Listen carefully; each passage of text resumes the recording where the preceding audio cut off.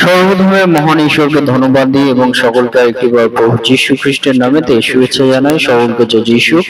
আসুন আজকে যে আমাদের আলোচ্য বিষয়, সে বিষয় হলো যে ঈশ্বর তিনি নতুন কার্য তিনি করতে চান।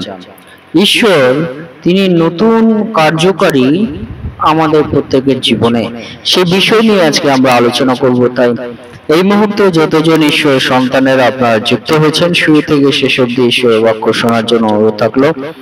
আসুন আমরা এই সময় ঈশ্বর বাক্য শুনে। যিশায়া তার 43 অধ্যায় 19 পদ, দেখো আমি এক নতুন কার্য করিব, তাহা এখনই অঙ্কুরিত হইবে, তোমরা কি তাহা জানিবে না?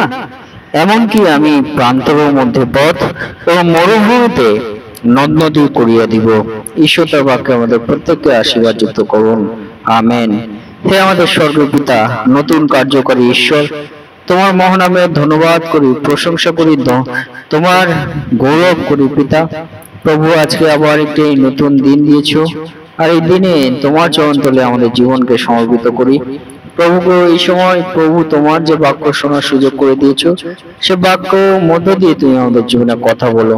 যা কিছু আলোচনা হবে, শ্রোতা বক্তা উভয়কেই তুমি আশীর্বাদ করো, সঙ্গে থাকো। এই প্রার্থনা প্রভু যীশু নামে চাই, আমেন। জয় যীশু, জয় যীশু। আজকে আমরা দেখি ঈশ্বর তিনি আমাদের বাক্যের মধ্য দিয়ে তিনি কি বলতে চান। পিতা ঈশ্বর তিনি আমাদের যে বিষয় বলতে চান, যে বলছে যে দেখো আমি এক নতুন কার্য করব। অর্থাৎ পিতা ঈশ্বর তিনি বলছেন যে দেখো আমি এক নতুন কার্য করিব, আর তাহা এখনই অঙ্কুরিত হইবে, তোমরা কি তাহা জানিবে না? অর্থাৎ এই বাক্য থেকে প্রথম যে বিষয় আমরা দেখতে পারি, পিতা ঈশ্বর তিনি প্রতিনিয়ত তিনি কার্য করে চলেছেন এবং নতুন নতুন বিষয়গুলো তিনি উদ্ভাবন বা প্রকাশ করে চলেছেন আমাদের জীবনে। সে বিষয় পিতা ঈশ্বর কিন্তু তিনি বলতে চান যে দেখো আমি এক নতুন কার্য করব। পিতা ঈশ্বর সেই নতুন কার্য করার মধ্যে দিয়ে পিতা ঈশ্বর যে বিষয় বলতে চান যে তিনি প্রতিনিয়ত কিন্তু আমাদের জীবনে কার্য করে চলেছেন, হালেলুয়া। এবং নতুন নতুন বিষয় সকল উদ্ভাবন বা নতুন নতুন বিষয় সকল আমাদের কাছে প্রকাশ করে চলেছেন। ব্যক্তিগতভাবে যখন আপনি ঈশ্বরকে ডাকছেন, তখন ঈশ্বর কিন্তু আপনার জীবনে প্রতিনিয়ত কার্য করে চলেছেন। পিতা ঈশ্বর কিন্তু স্বয়ং তার বাক্যের মধ্য দিয়ে বলছেন। তাই এই মুহূর্তে আপনারা যতজন ঈশ্বর সন্তানেরা আপনারা শুনছেন, প্রত্যেকের জীবনে কিন্তু ঈশ্বর তিনি কার্য করে চলেছেন এবং নতুন নতুন বিষয় সকল কিন্তু দিন শেষে নতুন নতুন করে প্রত্যেক দিন কিন্তু আপনার জীবনে সেই ঈশ্বরের নতুন কার্যগুলো কিন্তু প্রকাশ করে চলেছেন, উদ্ভাবন করে চলেছেন আপনার জীবনে।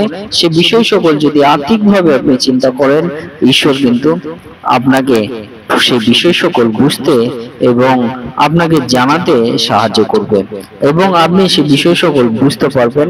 পিতা ঈশ্বর সেই বিষয় কিন্তু এই বাক্যের মধ্যে দিয়ে আমাদেরকে বলতে চান।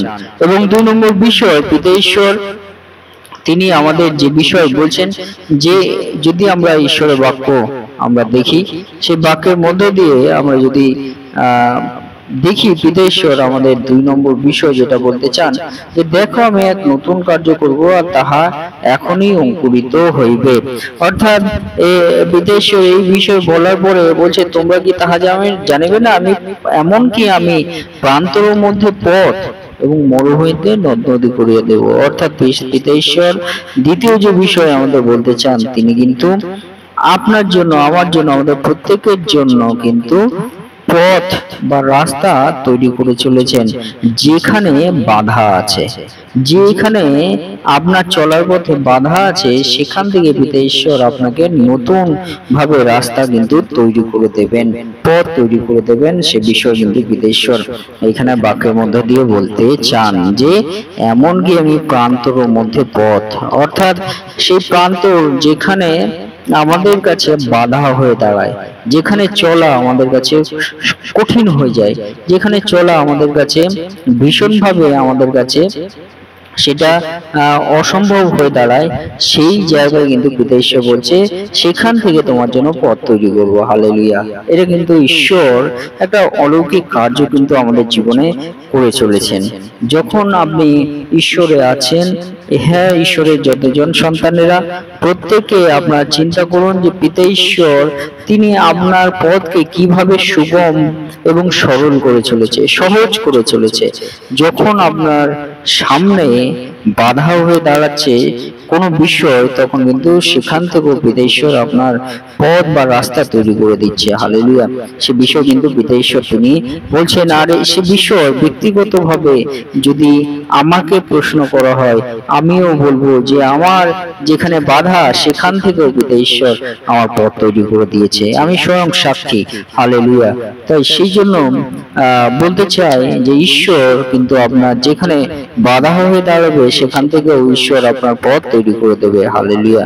এবং 3 নম্বর বিষয় বলছে, আমি মরুভূমিতে নদ নদী করিয়া দেব, এবং আমি প্রান্তরের মধ্যে পথ মরুভূমিতে নদ নদী করিয়া দেব। অর্থাৎ পিতা ঈশ্বর তিনি এই মধ্য দিয়ে আমাদের কি বলতে চান, যেখানে শুষ্ক জায়গা, যেমন প্রান্তর মানে শুষ্ক জায়গা, এবং যেখানে নদ নদী, সেই খান থেকেও পিতা ঈশ্বর তিনি আমাদেরকে কি পথ তৈরি করে দেবে। এই মধ্য দিয়ে পিতা ঈশ্বর তিনি আমাদেরকে কি বলতে চাই, যে এই পিতা ঈশ্বর তিনি আমাদেরকে নতুন করে জীবন দান করবে। যেখানে প্রান্তর, যেখানে নদ নদী, সেখানে আমরা কি চলতে পারবো? সেখানে গিয়ে আমরা আমাদের জন্য চলা সহজ হয়ে দাঁড়াবে? কিন্তু পিতা ঈশ্বর সেইখানেও আমাদের পথ তৈরি করে দেবে। এই কথা বলার মধ্য দিয়ে পিতা ঈশ্বর কি বলতে চান, তিনি বলতে চান আমাদের নতুন করে জীবন আমাদের দান করবেন, নতুন করে আমাদের জীবন দান করবেন। অর্থাৎ একটা আশা, একটা আমাদের জীবনে হোপ, এটা কিন্তু পিতা ঈশ্বর তিনি তৈরি করবেন। হালেলুয়া। তাই যদি আমরা দেখি, যদি আমরা এই বাক্যের মধ্য দিয়ে বোঝার চেষ্টা করি পিতা ঈশ্বর তিনি আমাদের কি বলতে চাইছেন, তা হলো বিশেষ করে আমরা যদি হাইলাইট করি, আলোকপাত করে দেখি, পিতা ঈশ্বর কিন্তু এই বাক্যের মধ্য দিয়ে তার সৃষ্টিশীলতা এবং তার তৎপরতা আমাদের জীবনে কিন্তু প্রকাশ করতে চান। ঈশ্বরের যে সৃষ্টিশীল কার্য তিনি কিন্তু আমাদের জীবনে প্রকাশ করতে চান। হালেলুয়া।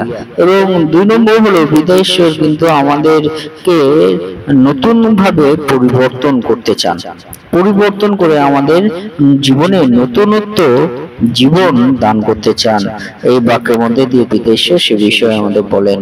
এবং 3 নম্বর বিষয় যদি আমরা দেখি, ঈশ্বর কিন্তু তার যে ইচ্ছা আমাদের জীবনে তার আশীর্বাদ প্রদান করা এবং আমাদেরকে সেই আশীর্বাদ পৌঁছে দেওয়া আমাদের জীবনে, পিতা ঈশ্বর কিন্তু এই বাক্যে আমাদেরকে বলেন। তাই এই বাক্যে যদি আমরা বিশেষ করে দেখি যে পিতা ঈশ্বর কিন্তু এই যিশায়া 43 অধ্যায় 19 পদ, এটি কিন্তু একটি বড় একটা অধ্যায়।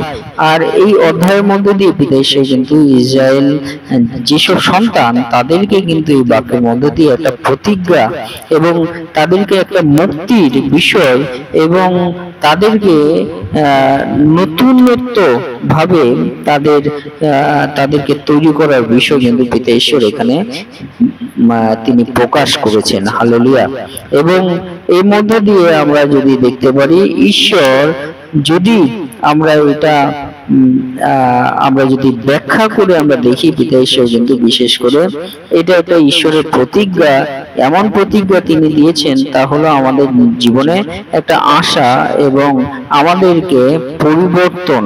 আজকের দিনে আমাদের জীবনের পিতা ঈশ্বর একটা আশা প্রদান করতে চান এবং আমাদেরকে পরিবর্তিত জীবন, পরিবর্তনশীল জীবন তিনি দান করতে চান। এই বাক্যের মধ্যে দিয়ে আমাদেরকে পিতা ঈশ্বর বলতে চান।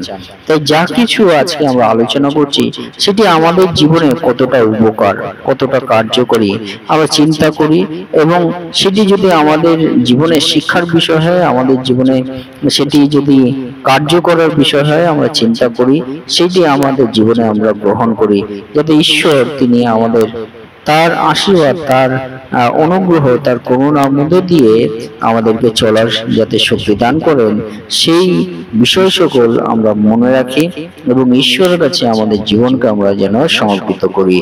ঈশ্বর আপনাকে, আমাকে, আমাদের প্রত্যেককে তার বাক্য দ্বারা আশীর্বাদ যুক্ত করুন। আমেন। জয় যিশু, জয় যিশু।